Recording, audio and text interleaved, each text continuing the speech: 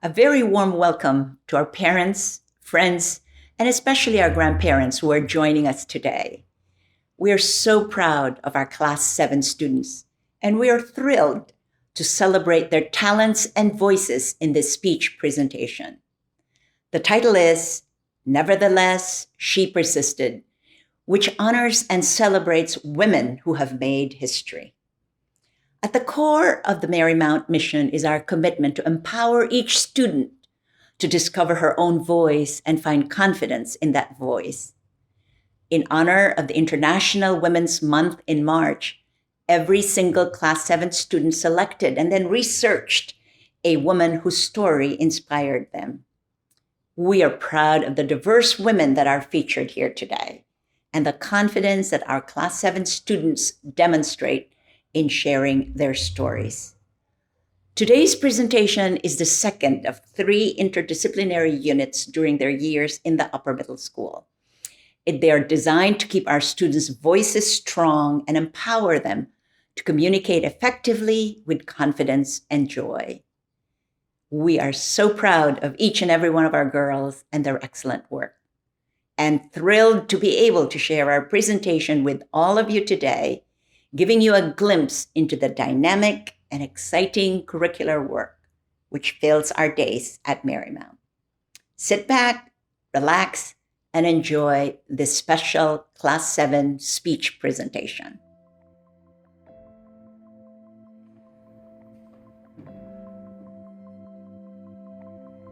Good morning and welcome to the Class 7 speech production of Nevertheless, She Persisted, a show celebrating the life and achievements of women who have rocked our world. In honor of International Women's Month in March, every Class 7 student selected and then researched a woman whose story has inspired them. These figures included women in STEM, female artists and performers, politicians, athletes, religious leaders, global activists, and even family members. After much exploration and deep research, each student went on to create a project to reflect their chosen woman. Today, we wish to present these projects to you and share why these women are so special. Marymount was founded by the strong-willed Mother Marie Joseph Butler and the dedicated women of the RSHM. We, like our foundresses, want to be strong, fierce, independent women who go on and do so much good in this world. These stories have reminded us that so much can be done by just one person, one courageous woman. So sit back and relax as we present to you, Nevertheless, She Persisted.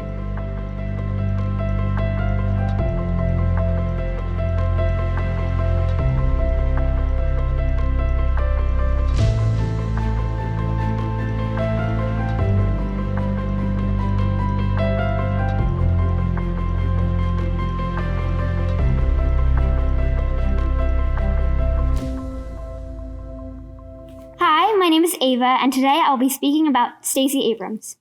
Democracy only works when we work for it, when we fight for it, when we demand it. Stacy Abrams. Who is Stacy Abrams? Stacy Abrams is a voting rights activist, a writer, a politician, and a person I aspire to be. She has dedicated 30 years of her life to the service of our nation, whether that be behind the scenes writing scripts for her boss or being front and center slamming fellow House members. Her childhood and education. Growing up, Stacy was the second oldest of 6 children. Though she was born in Madison, Wisconsin on December 9, 1973, she was raised in Gulfport, Mississippi before moving to Atlanta, Georgia. When she was younger, Stacy's parents stressed the importance of education, which prompted her to graduate with degrees from Spelman College, LBJ School of Public Affairs, and Yale Law School. Her extensive education enabled her to go on to do great things. Her early career. Starting her career at the young age of 17, Stacy wrote speeches for Atlanta's first black mayor, Maynard Jackson. After graduating from Yale Law, she became a tax attorney. Before long, Mayor Shirley Franklin appointed her as the deputy city attorney. Her time in the Georgia House of Representatives. In 2006, Stacy Abrams got elected to be the state representative of the 84th District of Georgia. In just 4 years, Stacy became the House Minority Leader of the Democratic Party, which made her the first black person to lead in the Georgia State House in either party. This paved the way for more Black women to be in positions of power. During her time in the Georgia Assembly, Stacy Abrams fought legislation that would raise taxes on the poor and prevent reproductive health care. She also vied for causes such as voting rights and child support. Her work in recent years. In recent years, Stacy Abrams has written books, signed up thousands of voters, and ran for governor. She's written books about her experiences and several romance novels under the pen name Selena Montgomery. She signed up 800,000 voters as a part of color as a part of the Fair Fight organization founded by Stacy Abrams, as well as 200,000 voters under the New Georgia Project. She also ran for governor. Despite being beaten by Brian Kemp, she was 0.3% of the vote away from being the next governor of Georgia. How to honor her. Stacy has dedicated her life to helping others. Any way that you can help others, like running a soup kitchen, donating to charity, helping your grandparents schedule vaccine appointments, is how you honor her life's work. In addition to helping others, you can vote. Stacy has always advocated for democracy and the right to vote, so we can honor her by exercising this right to vote. Whether it's a governor, a senator, a representative, or even the presidential election, vote. You may think your vote doesn't matter, but it does. Every single vote matters, and if you can't vote, influence others to do so. Your parents, your friends, your uncles, your aunts, your grandparents, random people you meet on the street, and literally anybody else you know that can vote. Thank you for your time. Hi, my name is Samara, and for my Influential Women's project, I chose to write about Ruth Bader Ginsburg. My mother told me to be a lady, and for her, that meant be your own person, be independent, said Ruth Bader Ginsburg. RBG was an American lawyer and jurist who served as the Associate Justice of the Supreme Court of the United States from 1993 until her death in September 2020. She was born on March 15, 1933 in Brooklyn and died on September 18, 2020 in Washington, D.C. She was an inspiration to all and still is today. Ruth grew up in a low-income working-class neighborhood in Brooklyn, New York. Ruth received her BA from Cornell University, attended Harvard Law, and received her LLB from Columbia Law School. She co-founded the Women's Rights Project of the American Civil Liberties Union, served as the ACLU's General Counsel from 1973 to 1980, and on the National Board of Directors from 1974 to 1980. She was also appointed a judge of the United States Court of Appeals for the District of Columbia Circuit in 1980. Later, the President Clinton nominated her as an Associate Justice of the Supreme Court, and she took her seat on August 10, 1983. She famously co-founded the Women's Rights Project at the ACLU as a lawyer, and brought and argued the cases that led the High Court to affirm protections against gender discrimination. All through the 70s, Ginsburg showed up under the steady gaze of the High Court on 6 events, and won 5 out of the 6 cases that she partook in. That is amazing history. However, what is much more exceptional is the clever technique she utilized all through those cases to persuade an all-male court that segregating based on sex was off-base, as well as violating the 14th Amendment of the Constitution, which ensured equivalent residence under the law. At Harvard, Ginsburg tackled the challenges of motherhood and of a male-dominant school where she was one of the 9 females in a 500-person class. She faced gender-based discrimination from even the highest authorities there, who scolded her for taking a man's spot at Harvard Law. But soon her husband recovered from cancer, graduated from Harvard, and moved to New York City to accept a position at a law firm. Her mother struggled with cancer while Ruth was in high school and died the day before her graduation. After she married Martin, Ruth's early years of her marriage were complicated, as their first child, Jane, was born shortly after her husband entered the military in 1954. While at Harvard, she learned to manage life as a mother and her role as a law student. In 1956, Martin contracted testicular cancer, requiring harsh treatment and rehabilitation. She ended up taking care of her daughter and taking notes for her husband during classes, along with studying for herself as well. Throughout all the challenges, she exceeded academic standards when she became a member of the prestigious legal journal, the Harvard Law Review. A famous quote that was said by Ruth Bader Ginsburg was, "When I'm sometimes asked when there will be enough women on the Supreme Court, my answer is, when there are 9. People are shocked, but there had been 9 men and nobody ever raised a question about that." This quote shows that she was very focused on women's rights and getting more and more women on the Supreme Court, and that she believed anything a man can do, a woman can do too. When RBG was asked how she wanted to be remembered during an interview, she said, "Just as someone who did whatever she could with whatever limited talent she had, to move society along in the direction I would like it to be for my children and grandchildren." There are also many articles on her and her story of becoming the Supreme Court Justice. Some facts about Ruth Bader Ginsburg are her elder sister Marilyn died of meningitis at the age of 6.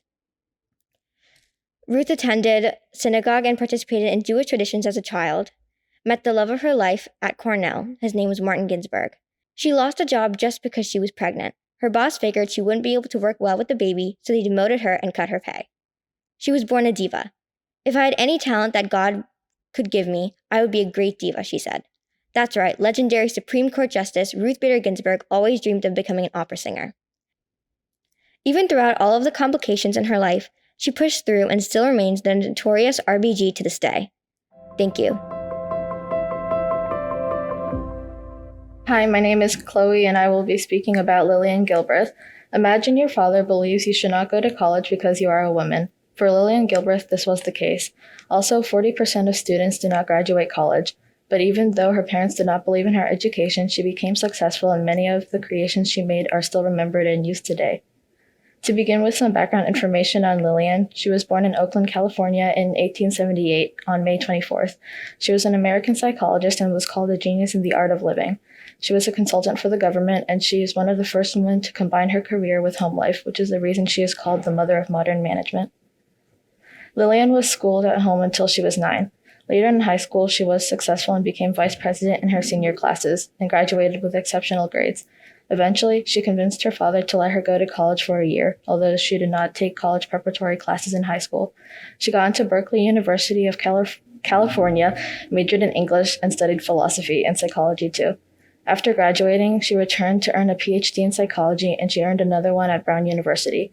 She is one of the first of pioneers or developers from industrial management to receive a doctorate, and also the first American engineer to create a combination of psychology and scientific management. She combined this with engineering as well. You can see she accomplished a lot in school even without preparatory classes, which shows she is hardworking. She is also known as being the first woman to be a full professor at Purdue University in engineering school and first woman to be elected to the National Academy of Engineering. In her family life, she married Frank Gilbert, and they moved to Providence, Rhode Island, and had 12 children. Sadly, Frank died of a heart attack, and Lillian became a widow. Even after this, she continued to work and create new inventions. She had many publications, books, and papers on various scientific topics and received many awards and honors. She is most well known for improving kitchens with her inventions. This includes foot pedal trash cans, electric food mixers, egg keepers, butter tray shelves inside fridges, improved electric can openers, and water hoses for washers, and more.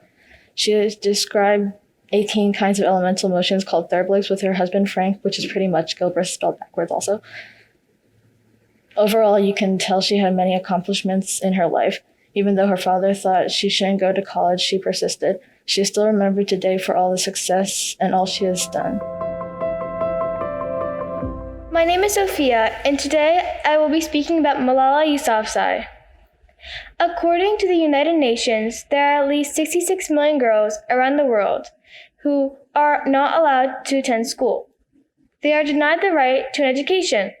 Less than 40% of countries provide girls with equal access to education as boys. Only 39% of countries have equal proportions of boys and girls enrolled in secondary school. Among the world's 123 million illiterate youth, 76 million are female. These gender disparities remain persistent even today with little change over time. The high rate of illiteracy and lack of education in most developing countries remains a severe impediment to the advancement of women in these nations as a whole.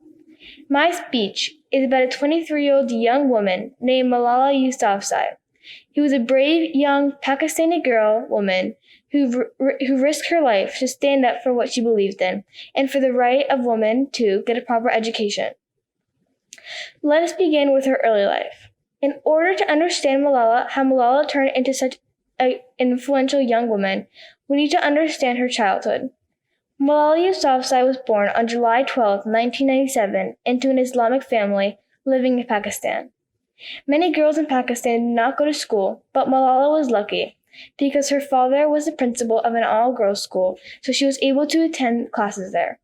She had big dreams, but the Taliban, a powerful terrorist group, tried to prevent Malala and other women like her from having any basic rights. Among their things, they did not want girls to go to school. They threatened to harm any girl who went to school. Malala wrote a blog about how the Taliban was threatening to take away women's basic rights and how they wanted to prevent girls from going to school. Malala wanted to use her voice to spread awareness about women's rights. This is one of the many examples of Malala making a difference to other people. When Malala was 15, she was riding on a school bus when a masked gunman came on the bus and shot her, just passing her left eye and brain. This gunman was working for the Taliban and shot her because of her blog and because she was continuing to attend school as a woman. She was in intensive care, and her story was heard all around the world. This event gave people the courage and motivation to continue the fight that she started. Malala did not let the Taliban defeat her. Malala continued to fight for women's rights and for girls to be able to go to school and have an education. As you can see, she has been given several awards for her great work, including being the youngest person to ever win a Nobel Peace Prize. She has also written several books to inspire young girls to stand up for themselves and push through just like she did. Some additional interesting facts about Malala are Malala was named after Malala of Maiwand, a famous poet from Afghanistan. Malala was only 11 when she started writing her blog for a diary of a Pakistani schoolgirl. Malala was in chemistry class when she found out she had won the Nobel Peace Prize. The United Nations named July 12th World Malala Day after her birthday, July 12th, 1997. In 2015, an asteroid was also named after Malala. Malala planned to be a doctor, but now her interests are focused on politics. This is a quote by Malala. "I tell my story not because it is unique, but because it is not. It is a story of many girls." Thank you for listening for my influential women's presentation. Hello, my name is Cecilia, and for my influential women's project, I chose Lindsey Vonn. Lindsey Vonn is the most successful female skier in history. Lindsey Vonn was born on October 18, 1984 in St. Paul, Minnesota. She started skiing when she was only 2 years old at Buck Hill Ski. She learned to competitively ski on the Buck Hill race team. Lindsey Vonn has gone to Olympics 4 times and has won 2 bronze medals and 1 gold medal at those Olympics. She was the first woman in America to get a gold medal in the Olympics in downhill. Although Lindsey Vonn is very successful in the Olympics, they are not the only race she competes in. She has won 82 World Cups, the world record for women. This number is only 4 away from the overall world record. With the amount that Lindsey Vonn skis, there are bound to be injuries along the way. She has even been airlifted off the mountain in Austria. Lindsey Vonn has been seriously injured more than 10 times during her career as a ski racer. Although these injuries were a major setback for her, Lindsey Vonn kept skiing and never gave up because of her injuries. Lindsey Vonn has influenced others by opening up a program to help the younger generation feel more confident in themselves through fun team-building activities and projects. This program is called the Lindsey Vonn Foundation. Lindsey Vonn also published a book called Strong as the New Beautiful to help women feel more confident in themselves and love their bodies for what they are. Lindsey teaches women and girls to never give up on their dreams and goals. She teaches that injuries do not equal failure and that you should learn from your mistakes and that you should be confident in yourself. Thank you. My name is Gemma, and today I will be speaking about Greta Thunberg. Greta Thunberg was born on the date January 3rd in 2003 in Stockholm, Sweden. She is now 18 years old. Thunberg is a well-known climate change activist.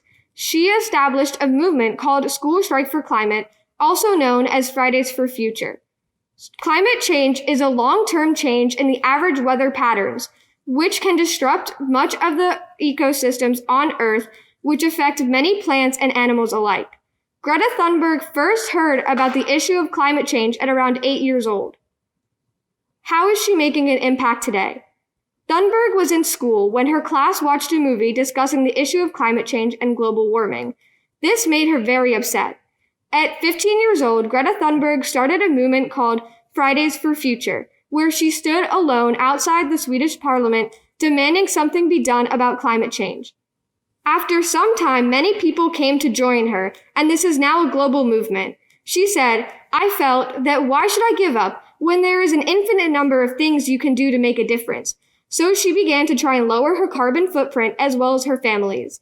On September 23rd, in 2019, at age 16, Thunberg spoke before the United Nations in New York. She spoke about the failure to address climate change and how little progress is being made. You are failing us, but the young people are starting to understand your betrayal. The eyes of all future generations are upon you. And if you choose to fail us, I say, we will never forgive you, said Greta Thunberg at a powerful speech at the United Nations. 3 years after Greta learned about the issue of climate change and the need for more attention to solve this problem, she fell into a state of depression where she would not eat. Many factors played into this, such as learning about the near impossible task of saving the Earth. Greta Thunberg was diagnosed with Asperger's syndrome, which is on the autism spectrum. This can cause challenges with speaking and conversation skills. It can also lead to anxiety and depression. Some strengths can include high attention to detail and astounding focus and persistence. Thunberg wrote on a Twitter post, "When haters go after your looks and differences, it means they have nowhere left to go, and then you know you're winning. I have Asperger's, and that makes me a little different from the norm, and given the right circumstances, being different is a superpower." In the same tweet, she wrote, "Because I know many ignorant people still see it as an illness or something negative, and believe me, my diagnosis has limited me before." This shows Greta Thunberg wants people to understand her having Asperger's does not define her and is not a negative thing, even if some people see it that way. She notes she does go through challenges, but being different can be a superpower. Her having Asperger's does not change the fact that she is still an accomplished and amazing young woman. Another challenge Greta Thunberg faces is how many mean, rude, and offensive comments are directed towards her. Thunberg does not always let mean comments get the best of her. Any rude comments can definitely cause feelings of sadness, but Greta has shown many ways to deal with these situations. She has received some negative comments from former President Donald Trump, someone who's very skeptical of climate change. Trump said, "Greta must work on her anger management problem, then go to a good old-fashioned movie with a friend. Chill, Greta, chill." Greta Thunberg responded to this in what I think is the best way possible. She changed her Twitter bio to, "A teenager working on her anger management problem, currently chilling and watching a good old-fashioned movie with a friend," in a way to poke fun at the rude tweet. Here are some ways to recognize and celebrate Greta Thunberg today. You can attend peaceful protests to increase awareness of the growing situation. Because of COVID-19, protests may not be safe to attend, so if you have social media, you can post about climate change to raise awareness to your followers. Lastly, you can lower your carbon footprint. Some ways to do this are to take public transportation, use a bike instead of a car, try to buy from sustainable businesses, and invest in sustainable energy such as solar power. Here's an art piece I created. It has an Earth that appears to be melting to demonstrate the climate crisis. It also shows some ways you can help save our planet, such as renewable energy and recycling. Thank you so much for listening to my presentation. Hi, my name is Haley, and I will be speaking about Mikaela Shiffrin. At just 26 years of age, Mikaela Shiffrin is a 3-time world champion and a 2-time Olympic gold medalist, tying the record for most Olympic gold medals won by an American alpine skier. She became the most decorated American athlete in Alpine World Ski Championships history at Cortina 2021, after winning gold in the Alpine combined and bronze in the Super G. Historically, there is rarely a linear path to Olympic medals for U.S. skiers. There is a solid national team structure, yet some of the most successful racers in U.S. history have evolved around the periphery of that system or entirely separate from it. Shiffrin, too, has become mostly self-sufficient, having moved across the country 3 times and been taught by her parents that excellence is a direct result of passion, not of demands. Mikaela Shiffrin has inspired children and adults alike with her contributions to the ski racing world and her commitment and dedication to the sport. Some number of years ago, Mikaela Shiffrin stood at the top of the bunny hill off Lift 12 at Vail Ski Resort in Colorado with her kindergarten classmates. The children were instructed to ski to the bottom of the hill, where evaluators at the base observed their skills and divided them into groups accordingly. Each child angled their skis into a wedge and snowplowed down the hill, all but Mikaela Shiffrin. Shiffrin was never taught to snowplow, so rather than wedging, Shiffrin coasted down the mountainside, carving graceful turns before stopping at the feet of an instructor who looked down at her, startled, before saying, "Well, I don't have a group for you." When Shiffrin was 6, her parents had a poster autographed for her by 3-time U.S. Olympian Heidi Volkner, who wrote beneath her signature, ABF TTB, which stands for Always Be Faster Than the Boys. She copied it onto her skis as a junior racer, and it is now a decal on her atomic racing helmet, making a connection between the small child and the professional athlete. Shiffrin joined the U.S. ski team in the spring of 2012, already ranked number 38 in the world in slalom. She would later spend her junior and senior years of high school touring Europe in the World Cup and racing and living with other racers many years her senior. As of December 31st, 2020, Shiffrin had racked up 67 career wins on the World Cup circuit, second only to Lindsey Vonn for World Cup victories by a U.S. woman. In 2018, Shiffrin fulfilled her goal of reaching the top of the podium in the giant slalom in the Olympics, taking home gold in giant slalom and silver in the alpine combined. Mikaela Shiffrin made history with her 2019 season, which included her 29 races and 24 podiums. There was an 83% chance that Shiffrin would podium in any race she entered, and a 66% chance that she would win, across 5 disciplines: parallel slalom, slalom, giant slalom, super G, and downhill. She had 17 wins on the season, shattering the previous record of 14 wins and securing the overall slalom, giant slalom, and super G World Cup Crystal Globes, and becoming the first alpine athlete to achieve this feat. In Levi, Finland in 2019, Shiffrin became the winningest slalom skier of all time, passing Swedish skier Ingemar Stenmark's previous record of 40. Although focused primarily on the World Cup circuit, Shiffrin has lent her name and service to a variety of causes and charities, particularly during the pandemic. Kindness Wins, a collaborative effort for kindness, announced the addition of Mikaela Shiffrin to its lineup of champions in May of 2020. Shiffrin will help Kindness Wins to expand its platform of influence, reaching more people and countries worldwide. Launched in early 2020 by Grand Slam finalist Madison Keys, Kindness Wins is a nonprofit that works to promote kindness initiatives, working with professional athletes to demonstrate that even in the most competitive atmospheres, acts of generosity and compassion are possible, and the outcomes are highly impactful. Kindness Wins promotes kindness to youth, kindness to self, and kindness to others, especially in times of struggle. Most recently, the organization launched Kindness in Crisis, an online auction directed by Keys, Shiffrin, and other athletes that allowed professional athletes the opportunity to auction off signed memorabilia to raise funds for COVID-19 relief. Mikaela Shiffrin will have all eyes on her as she travels to the 2022 Beijing Winter Olympics and is already trying to decide in which discipline she could be a medal contender. Ahead of the 2018 Olympics, there was speculation that she could win all 5 events in Pyeongchang, and Shiffrin will try to live up to the hype from her fans and the media. Mikaela Shiffrin has reinvented the world of ski racing and helped to raise awareness for important causes in the process. I feel confident in saying that she will continue to set new standards in the world of ski racing, and that she will be recognized as the most successful alpine skier. Thank you for listening. Hi, my name is Kai, and I was speaking about Christy Yamaguchi. Christy Yamaguchi was born and raised in 1971, Hayward, California. She has a sister, Lori Yamaguchi, and got married to Brett Hedekin on July 8, 2000. She has 2 daughters, Emma Hedekin and Kiara Hedekin.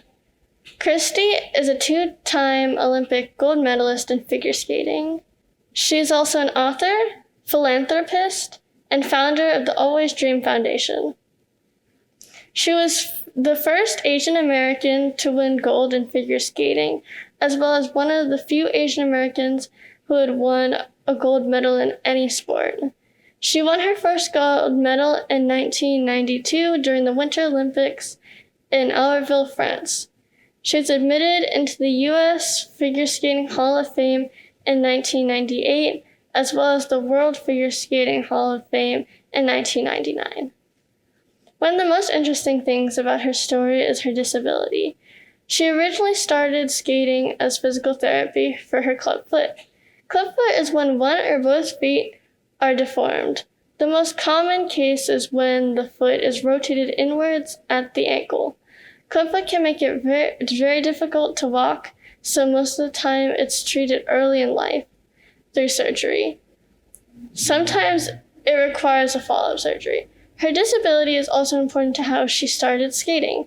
Not only did she start skating after she saw her sister on the ice, but because of physical therapy, the doctor let her start because it would be good for her foot. Even after she stopped skating, Christy had a lot of other things she did. She started the Always Dream Foundation in 1996. The Always Dream Foundation lets children who come from low-income families access to high-quality books in a homey environment. She said, "I really wanted to give back and make a difference. I knew I wanted to do something involving children." She also says that as a mother, she felt compelled to direct the focus of Always Dream and to make early childhood literacy in underserved communities our core mission. She also joined the Stars on Ice tour after the 1992 Olympics. This was her first time working with a nonprofit. She also says, "We spend time with the families and children in need. That really had an impact on me. That was when I first realized I had the power to make a difference." She was inspired by her two kids to write a book, Big Dream, Little Pig, in 2012, which won multiple world awards and got number 2 on the New York Times bestseller list. She later wrote a follow-up book in 2012 called It's a Big World, Little Pig. Kristi Yamaguchi is an inspiring, determined, and strong individual who has accomplished so much even off the ice. Hi, my name's Elena, and today I will be speaking about Alexandria Ocasio-Cortez. When a mere bartender beat a well-known congressman who had won 10 elections and was the chair of the Democratic caucus, it came as a shock for everyone. However, this new congresswoman didn't just win by luck. Alexandria Ocasio-Cortez serves as New York's representative in the 14th District and is the youngest woman ever elected to Congress. Alexandria Ocasio-Cortez, or more commonly known as AOC, is great at spreading her influence and knowledge to the public through the media. A Netflix original documentary called Knock Down the House also profiles her background and how she came to win her seat. From her seat, she has become a champion to many Democrats and pushed for many important changes in Congress. I'll be talking about the impactful changes AOC has achieved from her seat and how she has influenced her party in the views of the electorate. AOC has a big platform on both social media and the House of Representatives, where she makes progressive change initiatives and acts as a role model for women and people of color in America. AOC has acted as a role model for young girls and people of color, speaking out against sexism and racism. For example, when former Representative Ted Yoho accosted and called Ocasio-Cortez misogynistic slurs, she went to the House floor and called him out on his actions. After not showing sincerity in his apology, Ted Yoho hasn't been reelected since. AOC also showed support for the immigrant community by organizing rallies to help dreamers and undocumented youth. The ideas that AOC is fighting for have resonated with younger generations because of her empathy for them. Many of them see themselves reflected in AOC. She has been a great role model for the youth, but she was able to do that due to her presence on social media. Alexandria Ocasio-Cortez tactfully used social media's success to push her political agenda. The Congresswoman has a huge platform on social media with 8.9 million followers on Instagram, 12.7 million on Twitter, and many more on other platforms. As an example of her social media success, 3 weeks after becoming a member of Congress, she has more Twitter followers than Speaker Nancy Pelosi and more interactions than Barack Obama. More importantly, AOC has used her platform to discuss dismantling anti-Asian violence, to support the Black Lives Matter movement, and to stand up against white supremacy. Her social media activity has exposed important issues to younger generations, and the New York Times has even called her a wizard of social media. The Congresswoman has spread a lot of influence and awareness, but she has also done actions on the problems she has spoken about. AOC's life experience prepared her to represent her constituents. She has worked part-time jobs as a bartender and waitress just to stay afloat. These experiences gave her visibility into the daily life problems for lower income populations, and are probably the foundations for her policy to push for a fair tax system. That also includes taxing corporate interest over the working class. AOC is also very interested in environmental issues. She understands the importance of the environment for future generations and has pushed for aggressive measures to combat climate change. She has drafted and proposed the Green New Deal, which is a plan to achieve 100% renewable energy in the U.S. by 2030, The Green New Deal would also require a lot of scientific advancements and provide many new jobs that will be positive for the US. Her ideas have been called too ambitious, but climate change is a huge problem that requires ambitious solutions. Alexandria Ocasio-Cortez defied all odds in becoming a congresswoman representing New York City. As a congresswoman, she has become a champion for disadvantaged classes and the environment, amongst other causes. She has developed a platform that extends well beyond her district and captures national and global attention. Still, at a very young age, I am sure that we are seeing the beginning of how much change this New Yorker will bring to the US and to the world.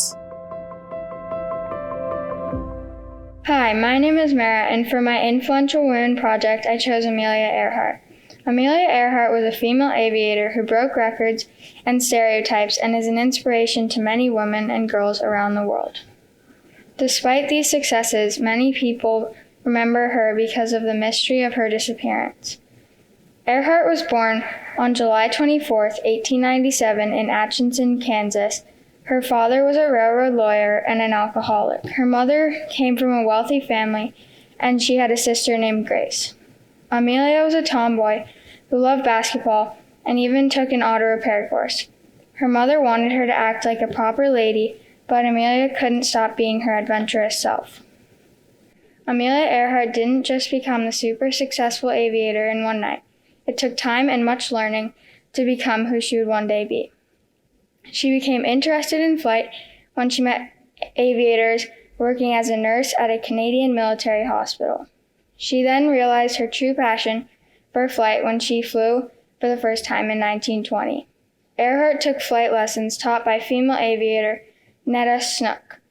On her 25th birthday, Amelia purchased a Kinner Airster biplane and flew it in 1922, breaking the women's altitude record of 14,000 feet. Amelia Earhart accomplished many achievements after that, but the few that are the most impressive are these three. On May 20th, 1932, she departed for her flight across the Atlantic Ocean. On May 21st, 1932, she became the first woman to fly solo across the Atlantic Ocean. Amelia also became the first person to fly solo from Hawaii to the U.S. mainland on January 11th, 1935. Lastly, her achievement most people know her by, her attempt to fly around the globe. Amelia Earhart departed on June 1st, 1937, but was sadly declared missing on July 2nd. Society remembers Earhart in many different ways, such as on July 24th, we celebrate National Amelia Earhart Day. It is a day dedicated to celebrating her victories as a female pilot and trailblazer. She is also taught about in many schools to inspire kids to follow their dreams and to stand up for what is right, such as women's rights. Another way of remembering Amelia Earhart's incredible life is the movie made about her in 2009 called Amelia. It is a romanticized story of her life. As you can see in this picture of a poster of the movie, she's about to kiss a man right in the center of the poster. This shows that the movie obviously focuses a lot on her romance. That isn't what a movie about her life should be about, because Earhart accomplished so many incredible things. That is what she should be remembered by, not solely by her romantic life and her disappearance. All in all, Amelia Earhart accomplished many great things and is an incredibly inspirational figure who should be remembered for her groundbreaking achievements as a female aviator. Thanks for listening. How many world-famous female artists can you name? Maybe you can name a few female artists, but you can probably name more male artists. It's time to change that because women have been making amazing art for centuries and should be recognized for their work. My name is Mia, and today I'm going to talk about one female artist in particular, Frida Kahlo. She used art to express her emotions, her physical and emotional pain, and her place in the world as a woman. Her ability to express her emotions through her work has connected to many people around the world. Frida Kahlo was born on July 6, 1907 in Coyoacan, Mexico City, Mexico. Her father was of German descent and her mother was half Amerindian and half Spanish. She was the third child out of 4 sisters. When Frida was 6 years old, she contracted polio that left her bedridden for 9 months. After recovering, her right leg was thinner than her left. When Frida was 18 years old, she was involved in a bus accident that left her disabled for the rest of her life. She suffered injuries and subsequently went through 30 surgeries and lived the rest of her life in pain. Since polio made her right leg thinner, she covered it up by changing her appearance. She wore traditional Mexican clothing to create a signature look. Frida wore long skirts to cover her legs and beautiful jewelry and flowers in her hair. Frida's work, The Bus, shows people of different classes waiting for a bus to come. She portrays a housewife, a laborer, a mother and child, and a businessman. She portrays herself on the far right as young, healthy, and beautiful. She created this painting years after her bus accident. In high school, Frida met the artist Diego Rivera, who was painting a mural project at her school. They then reconnected in 1928, and on August 21, 1929, they married. During Diego and Frida's marriage, they both had affairs but always got back together. One of Diego's affairs was with Frida's sister, Cristina. In despair, she cut her hair to show the betrayal that she felt. In the painting, Memory the Heart, Frida stands in the middle of the canvas with no expression on her face but tears rolling down her cheeks. She wears the European-style clothing that she liked when separated from Diego. She has no arms, representing that she is helpless. The message this painting sends is that she was heartbroken during the time she was without Diego and her misery after Diego's affair with her sister. In the painting The Two Fridas, the Frida on the left is wearing a white Victorian-style dress. She is holding scissors, cutting a vein, and spilling blood onto her clothing. Her heart is missing, maybe broken. The Frida on the right is wearing traditional Mexican clothing. She holds a very small picture of Diego in her hands. Her heart is exposed. This shows how she felt being separated from Diego. In 1932, after a second miscarriage, she painted Henry Ford Hospital. Again, she shows her pain. Her body is twisted and is surrounded by images of her dead son, an orchid that looks like a uterus, and a small snail that represents the slowness of the operation. Diego and Rivera divorced in 1939 and remarried in 1940. Due to the constant pain she felt from the bus accident, she had an operation on her spine in 1944. This left her bedridden for some time. Even though she was bedridden, she continued to paint. She had her first solo exhibition later in life in 1953 at the age of 46. Not wanting to miss her own show, she arrived in an ambulance. On July 13, 1954, at the age of 47, Frida Kahlo passed away. In her memory, her husband Diego Rivera opened a museum dedicated to her work. She had only one exhibition in her lifetime and sold only a few paintings. But today her work sells for millions of dollars. Frida Kahlo is one of many artists who have helped us to see the world in a new way. Even if she is the only woman artist you have heard of, that is a good place to start. Today, Frida Kahlo is recognized as a part of the feminist movement because she was viewed as a woman full of creativity. She is also an important figure of the LGBTQ+ community because she is bisexual. Through realism and symbolism in her work, she shares her emotion and pain throughout her life. Thank you for listening. My name is Jane, and my influential woman is Simone Manuel. Her story is inspiring and empowering, and teaches us a lot about the history of diversity in swimming. Simone Manuel is an Olympic swimmer. She was born in Texas and is known for her record-breaking freestyle times and her 4 Olympic gold medals. Not only is Simone Manuel an amazing athlete, she pushes for diversity and inclusion in the sport of swimming and has shown resilience and determination in her fight for equality within the sport and in society. Simone Manuel has been extremely successful in her many achievements in swimming. She was the first U.S. junior swimmer to break the 25-second barrier in the 50 free. She also holds 5 records at Stanford University. These records are the 50 free, 100 free, 200 free relay, 400 free relay, and 800 free relay. Simone Manuel was also the first American woman in history to sweep the 50 and 100 free at a World Championships, and was the first woman to win 7 medals in a single World Championship. Simone Manuel has changed the sport as we know it by becoming a barrier-breaking African American and a barrier-breaking woman. After the 2016 Olympics, she was the new face of diversity in the sport of swimming. Simone Manuel was given the title Black Swimmer, and her response to it was that it made it seem like she was not supposed to be able to win a gold medal, that she was not supposed to be able to break the Olympic record, and that is not true, as she works as hard as anybody else and loves the sport and wants to win just as everybody else. Because of her hard work and determination, she has broke so many barriers, and the title Black Swimmer doesn't do her talent justice.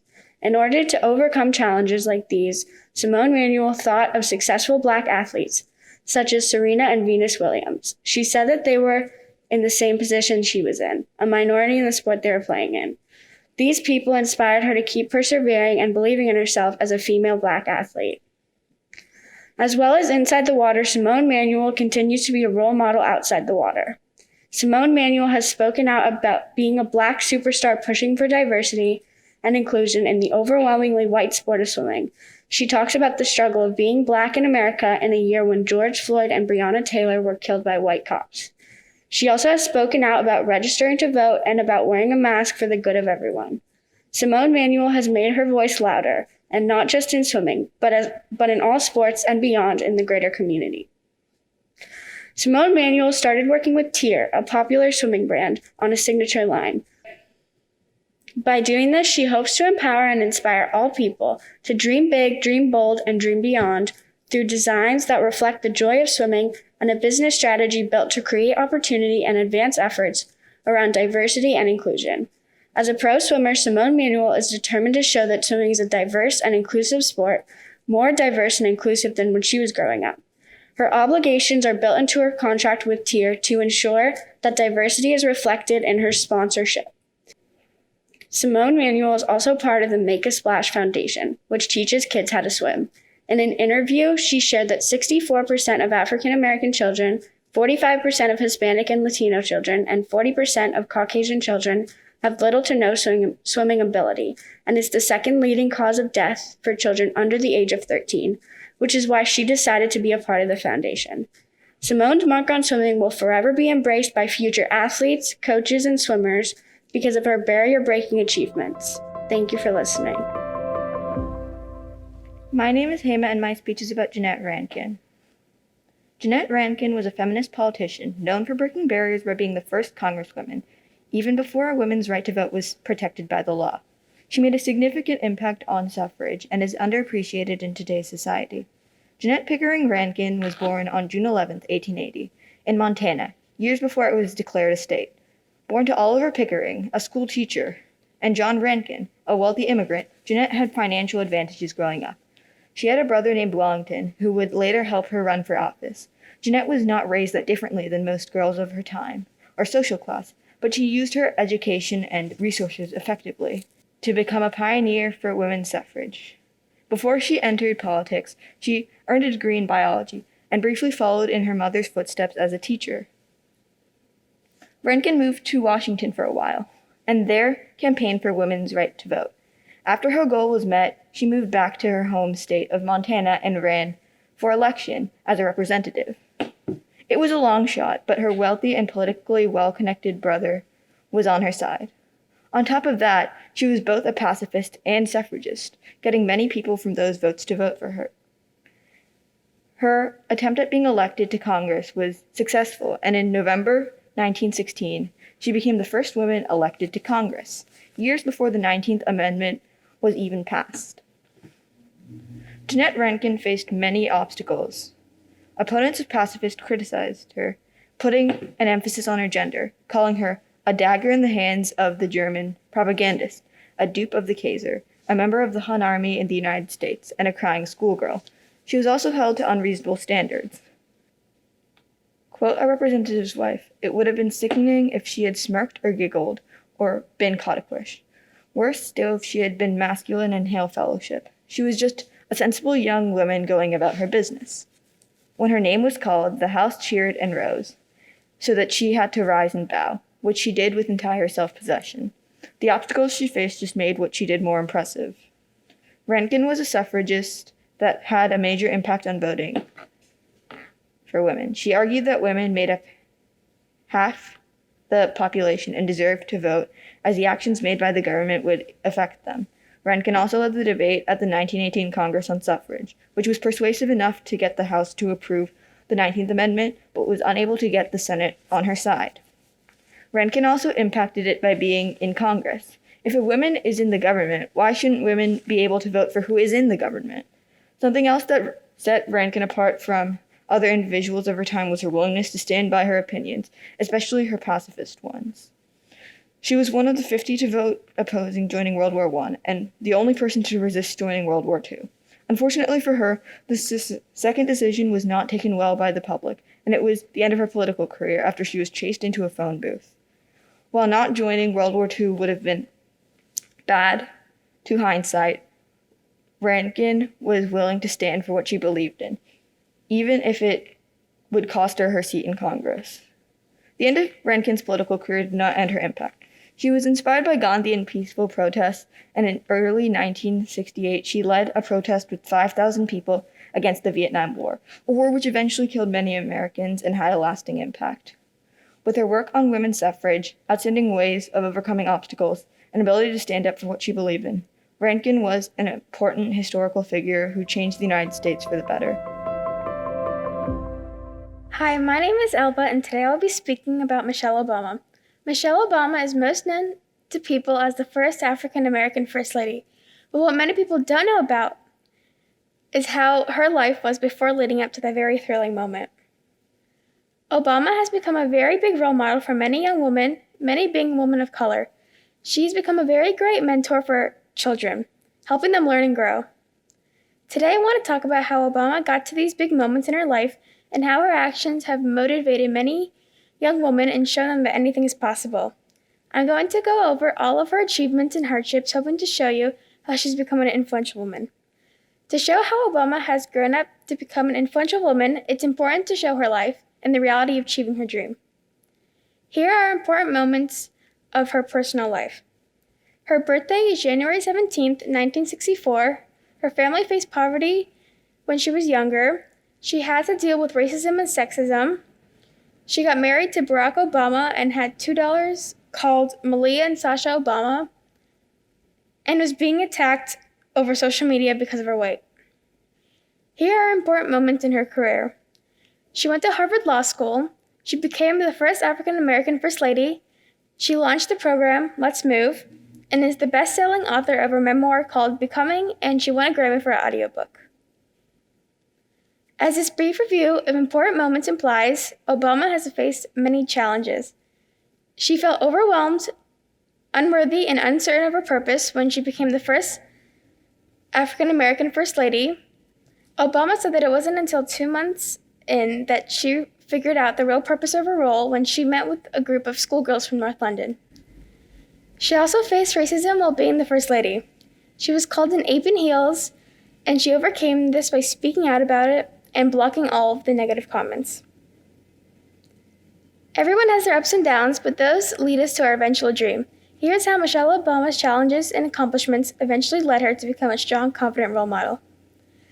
She became the first African-American First Lady, and because of this, she became a role model for many young African-American women. She served as an advocate for poverty awareness, education, nutrition, physical activity, and healthy eating, and originated many initiatives that have helped people in many different ways. Here are some ways that we can recognize Obama and show how we appreciate everything she has done for young kids and adults. We can celebrate her by noticing everything she has done and how far she has come. We can recognize her success and how she's such a big role model for many young girls and children. We can support her by buying and reading her book, Becoming, and we can celebrate how she won a Grammy for her audiobook, Becoming. Over the years, Michelle Obama has done so much to help many people and has become such an important figure in our society today. My overall goal is to capture how Obama has become such an astonishing role model and an influential woman in my presentation. Thank you for listening. Hello, my name is Clarissa, and I will be speaking about Billie Jean King. Billie Jean King is an American former world #1 professional tennis player who fought relentlessly for women and LGBTQ+ rights. She won 39 major tennis titles, competing in both singles and doubles. In 1967, she was the first woman since 1938 to sweep the US and British singles, doubles, and mixed doubles titles in a single year. One of her most greatest and most known accomplishments was beating the aging Bobby Riggs in the Battle of Sexes match. In 1973, she beat Bobby Riggs in a much publicized Battle of Sexes match. The match set a record for the largest tennis audience and purse awarded up to that time. A famous quote of Billie Jean King's is, "Be bold. If you're going to make an error, make a doozy. Do not be afraid to hit the ball." This quote emulates how Billie Jean King creates confidence for herself to succeed. In doing so, she also sets high standards for herself and others to push the limits and make no regrets. Joining 8 other women tennis players, Billie Jean King signed a $1 contract and joined the Virginia Slim circuit in 1970 to protest against inequality in prize money. This group of brave women, also known as the Original Nine, backed Billie Jean King as she formed the Women's Tennis Association and became its first president. In 1974, she co-founded Women's Sports Magazine and started Women's Sports Foundation, dedicated to creating leaders by providing girls access to the sports and defending the Title IX lawsuits. On May 1st, 1981, Billie Jean King became the first prominent professional female athlete to publicly come out as gay. President Barack Obama awarded Billie Jean King the Presidential Medal of Freedom, the United States' highest civilian honor, on August 12, 2009, for her advocacy and work on behalf of women and the LGBTQ+ community. Billie Jean's current partner is Elena. Thank you for listening.